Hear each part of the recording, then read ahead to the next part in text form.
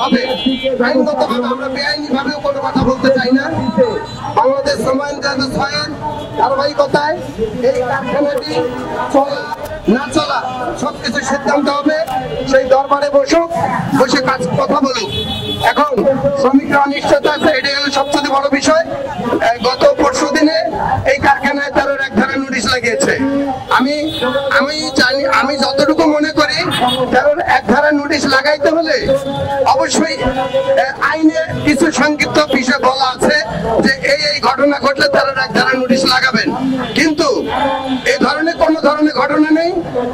কারখানা কিছুদিন থেকে বন্ধ আছে, হঠাৎ করে গত পরশুদিন তারা এক ধারা নোটিশ লাগিয়েছেন।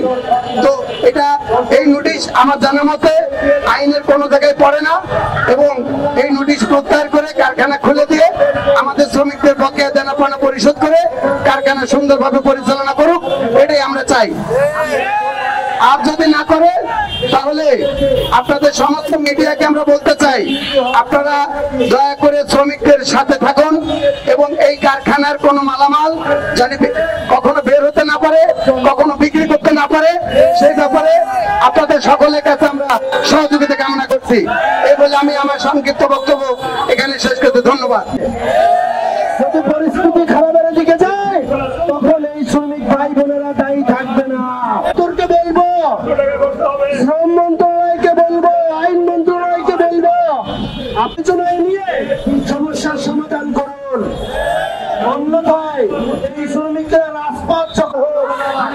আমরা এখানে কোনো হট্টগোল করতে আসিনি, আমরা এসেছি আমাদের নিশ্চিত করে এই দেনাপাওনা কবে পরিশোধ করবে এই বিষয়ে অঙ্গীকারনামা নিতে।